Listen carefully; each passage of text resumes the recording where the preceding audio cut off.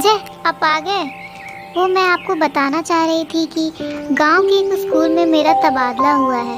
मुझे वहां के लिए कल ही निकलना होगा। अंजना, तुम एक अनजान गांव में कैसे रहोगी? मेरी मानो तो छोड़ दो नौकरी। संजय, आपको पता है ना मुझे कितनी मुश्किल से ये नौकरी मिली है। 2 या 3 साल में ट्रांसफ़र ले लेंगे। तुम्हें पता है मुझे बच्चों को पढ़ाना कितना अच्छा लगता है। मैं सब संभाल लूंगी। अंजना, मैं भी तुम्हारे साथ चलूंगा। वहां 1-2 दिन रुक कर तुम्हें सेटल करके वापस आ जाऊंगा। अंजना इस बात से बहुत खुश थी कि संजय उसके साथ चलेंगे। चलो, कम से कम 2-3 दिन ही सही संजय उसके साथ होंगे तो उसे डर कुछ कम लगेगा। अंजना संजय को तो किसी तरह समझा देती है, पर मन ही मन अंदर से डरते रहती है। शहर की बात कुछ और है, गांव में रहना, वहां नौकरी करना, लेकिन कुछ कर भी नहीं सकते हैं।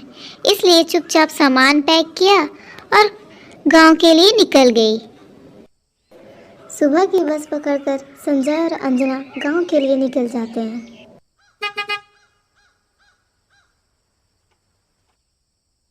लेकिन गांव जाने वाली बस में तो बुरा हाल हो गया। उसमें चढ़ना ही मुश्किल था। खड़े खड़े हालत खराब हो गई दोनों की। दोपहर के 3 बजे दोनों गांव पहुंच गए। दोनों पहुंचते ही स्कूल के प्रिंसिपल रघुवीर जी को सामने पाते हैं। रघुवीर जी, आप हमें लेने आए, हमें बहुत अच्छा लगा। अब चलिए हमें गांव का स्कूल दिखा दीजिए। ये रहा मैडम स्कूल। स्कूल की हालत थोड़ी जर्जर हो रखी है। दूसरे दिन गांव के प्रिंसिपल रघुवीर जी अंजना और संजय को गांव घुमाने ले जाते हैं, जहां उसकी नज़र छोटी सी रानी पे पड़ती है। तुम्हारा नाम क्या है बेटा? तुम उदास क्यों हो गई? इसमें उदास होने वाली बात क्या है? बताओ, तुम्हारा नाम क्या है और तुम कहाँ रहती हो? मैं उदास नहीं हूँ, बस इससे पहले मुझे किसी ने बेटा कहकर नहीं बुलाया। जी, मेरा नाम रानी है, मैं इसी गांव में रहती हूँ। क्यों, तुम्हारी मम्मी तुम्हें क्या बुलाती है? ये सुन रानी कुछ उदास हो जाती है। मेरे मम्मी पापा नहीं हैं। इस गांव में अपने दादाजी के साथ रहती हूँ। दादाजी बताते हैं कि मम्मी पापा शहर गए थे, वहाँ उन्हें कोई बीमारी लग गई थी, जिसकी वजह से उनका देहांत हो गया। ये सारी बातें सुन अंजना को जैसे धक्का सा लगा। अंजना वहाँ से बिना कुछ बोले घर चली जाती है और पूरी रात अंजना नन्ही रानी के बारे में सोचती रहती है। दूसरे दिन सुबह जब अंजना बाहर टहल रही होती है, तब वहाँ नन्ही रानी आती है। मास्टरनी जी, अगर आपको कोई भी काम हो तो मुझे बताइएगा, मैं आपका सारा काम कर दूंगी।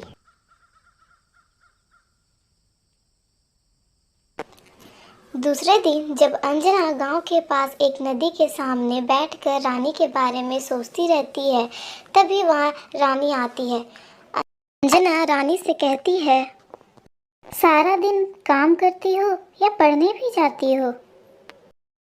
मुझे कौन पढ़ाएगा, और पढ़ने जाऊंगी तो काम कौन करेगा? क्या तुम पढ़ लिख कर कुछ बड़ा नहीं करना चाहती हो? पहले तो पेट भरने के बारे में सोचना पड़ता है, बाकी चीजें तो बाद में आती हैं। अंजना उसकी बातों से बहुत प्रभावित होती है। अंजना जब स्कूल में पढ़ाने जाती, तब रानी काम करने जाती। वहां से आने के बाद वो अंजना के पास आ जाती। अंजना उसे खाना खिला देती थी। एक दिन अंजना ने रानी से कहा, दोपहर को तुम मुझसे पढ़ा करो, कुछ सीख जाओगी तो मैं तुम्हारा नाम स्कूल में लिखवा दूंगी। तुम्हारा काम का भी कुछ इंतजाम कर लेंगे। जी मासी जी। अंजना ये सुन बहुत खुश हुई, मानो एक नया रिश्ता सा जुड़ गया हो। रानी ने पढ़ना शुरू कर दिया। अंजना ने उसके अंदर एक नई बात देखी। वो एक बार में सीख जाती थी। उसे सब कुछ बहुत जल्दी याद हो जाता था। एक दिन अंजना ने रानी से कहा, मैंने स्कूल के प्रिंसिपल से बात कर ली है, तुम्हारा नाम स्कूल में लिखवा रही हूँ। तुम दूसरों के घर काम करना बंद कर दो, तुम्हारे खाने पीने रहने का सब मैं देख लूँगी, तुम बस पढ़ने पर ध्यान दो। जी मासी जी। अंजना की बात सुनकर वह एक आज्ञाकारी बेटी की तरह हाँ हाँ करती रही। रानी अंजना का बहुत ध्यान रखती, वह पढ़ने लगी। क्लास में सबसे ज्यादा नंबर रानी के ही आने लगे। इसी तरह 3 साल बीत गए। का तबादला होना था। अंजना ने रानी को सारी बात बताई तो वो रोने लगी। बोली, मासी मुझे भी अपने साथ ले चलो। तुम यहाँ मन लगाकर पढ़ना, मैंने तुम्हारा सारा इंतजाम कर दिया है। खाना पीना सबके लिए पैसे हर महीने प्रिंसिपल साहब से ले लेना, मैं उन्हें मनी ऑर्डर भेजती रहूंगी। रानी मान जाती है और अंजना को बस स्टैंड तक छोड़ने आती है। अंजना जब जाने लगती है तो रानी रोने लगती है। आंखें तो अंजना की भी नम हो गई थी। इसी तरह 3 साल बीत जाते हैं। अंजना रानी की खबर प्रिंसिपल से लेते रहती है। एक दिन स्कूल के प्रिंसिपल रघुवीर जी अंजना को बताते हैं कि रानी बिना किसी को कुछ बताए गांव छोड़कर शहर चली गई है। संजय, रानी गांव छोड़कर शहर चली गई, कुछ बताकर नहीं गई है। मैं उसे अपना पता और फ़ोन नंबर देकर आई थी कि कोई परेशानी हो तो फ़ोन करना। इसी तरह 5 साल बीत गए। न रानी के बारे में पता लगा, न रानी अंजना से मिलने की कोशिश की। अंजना उसे लगभग भूल चुकी थी। रविवार का दिन था। अंजना कुछ देर से उठी। संजय ने नाश्ता बना रखा था।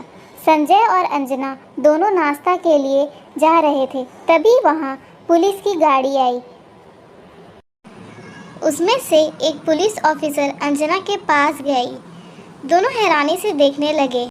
क्या हुआ मासी, अपनी इस रानी बेटी को भूल गई क्या? अंजना हैरानी से देखते रहती है। अंजना की आँखें नम हो जाती हैं।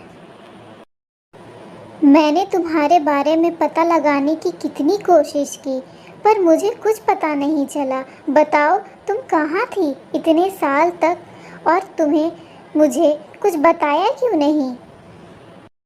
मेरे दादाजी के देहांत के बाद मैं आगे की पढ़ाई के लिए शहर चली गई थी मासी। मैंने सोचा कि मैं आपसे अब उसी दिन मिलूंगी जब मैं कुछ बन जाऊंगी। मेरी ड्यूटी का आज पहला दिन था मासी, इसीलिए मैं सबसे पहले आपसे मिलने आई। ये सब जान अंजना के आंखों में आंसू भर आता है और वो नन्ही रानी को इस तरह देख बहुत खुश होती है और रानी को अपने साथ रहने के लिए बोलती है। फिर दोनों साथ साथ रहने लगते हैं। वीडियो को लाइक करें और